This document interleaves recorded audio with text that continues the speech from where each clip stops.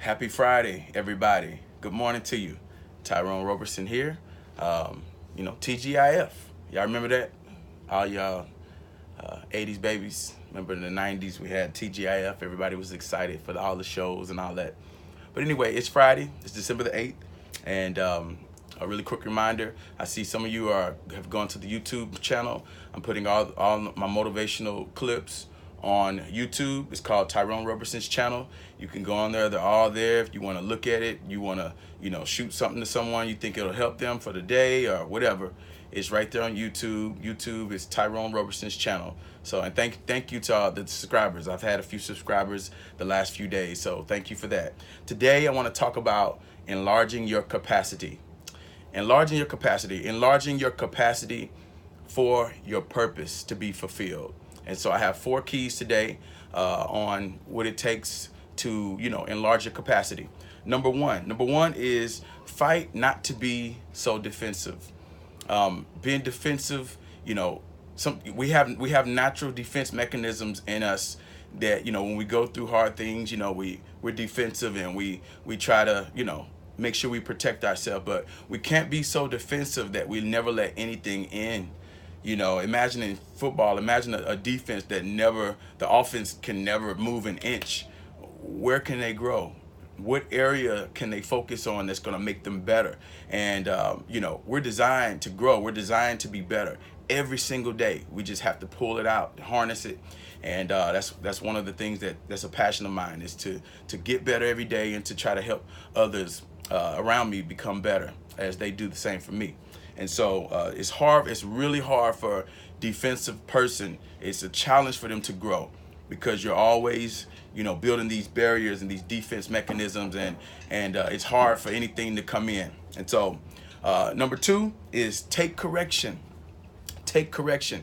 Taking correction is a huge benefit to purpose because taking correction is another commitment to your purpose. It's another commitment to growth. Ozzie Smith, growing up, Ozzie Smith and my dad were like brothers.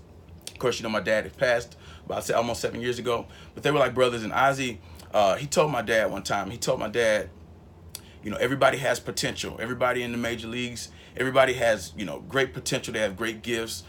He said, but the difference between, the good players and then the great players was the great players, they made corrections quicker than the other ones. They just made corrections quicker. And that's what made them, it made them become like great. Oh man, he's great. And what's actually great about them is they make corrections quicker. So they see a mistake, and instead of being defensive, like, nah, you always picking on me or this and that, that defensive thing, you actually make that correction quicker. You say, look, forget about, being defensive. I'm trying to be great. I want to be great. So how can I make this shift? How can I make this adjustment quicker? And I remember when I went from high school to college in football, there was this big shift. And the biggest shift was we had practice, and I remember the first meeting we had after practice, and we're watching film, and I'm watching myself practice from 3 different angles. I'm being filmed, everything, and I remember being kind of blown away, like, dang, naturally you want to be defensive, like, man, like, you just all in my Kool-Aid, what you all in, but it's not about, attacking you and showing you all your error. It's, every level you go up, every level higher you go up, there's going to be a higher level of, a higher sense of making adjustments and making corrections, because the mastery is there. Like, it's a mastery. You have elite people that are in the elite class. They have a high sense of correction. Make the adjustment, and then they become great because of that. But I remember being, kind of defensive, like, and coach show you, hey, Roberson, this is what you did. You didn't do this right. And it's like, oh, okay.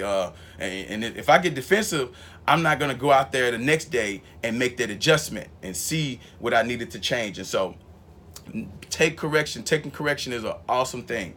Number 3 is teamwork. Build your team with positive people, optimistic people, people who And I already talked about mentorship. If you haven't seen that video, go back and look at the power of mentorship. Someone who has experience. They don't get, they don't get intoxicated with your gift. They have experience, so they know how to keep you grounded and keep you humble as you chase greatness, as you pull that purpose out of you. But build a team of positive people who have experience. I like one thing I notice about my circle, my friends. They all have a level of expertise in a certain area. And so when you look at the whole team, it can be health. Some of them have expertise in health. Some have expertise in leadership. Some have expertise in finance. Some have expertise in marketing, motivation. But each have a level of expertise in a certain area. And so build your team with positive people. And when you build your team with positive people, what that might also do is kind of rid yourself of people who aren't so positive, or things that aren't so positive. Not just people, but things that aren't so positive and that won't be pulling you down, but it will be enhancing your purpose and enhancing you moving forward. The fourth point is laugh a lot and keep a smile on your face. This is something I believe is crucial to purpose, that you just enjoy laughing, enjoy life, enjoy keeping a smile on your face. My dad told me a thing that really changed my life. And he told me nothing is ever as bad as it first appears. And this is crucial because we can go through things and initially there's this shock, but then you realize the next morning, wow, I survived. I lived through it.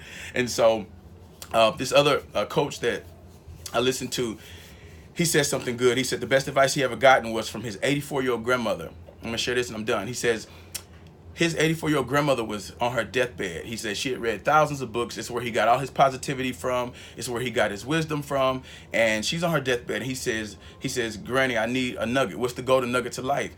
And she thought, and she says, none of this matters. And he's like, what do you mean none of this matters? And she said, do you think for 1 second that all the things that I was offended by, all the people that I didn't forgive, all the things I regretted doing, the things I did do, the things I didn't do you think for 1 second that it matters now that I'm 84 years old on my deathbed? None of it matters. And so I just feel like that was such a benefit for me to hear that, at this age. You got somebody that's straddling, heaven and earth, basically. And here they are saying, from my perspective, I'm letting you know, none of that stuff matters. Don't get caught up. Don't get all emotional. Don't get mad. Don't not forgive people or hold that bitterness. None of that matters. When it's all said and done, when the smoke clears, when the dust settles, none of that matters. So focus on your purpose, and hopefully this video is going to help you. Happy Friday. Have a great Friday. Have a great weekend. God bless.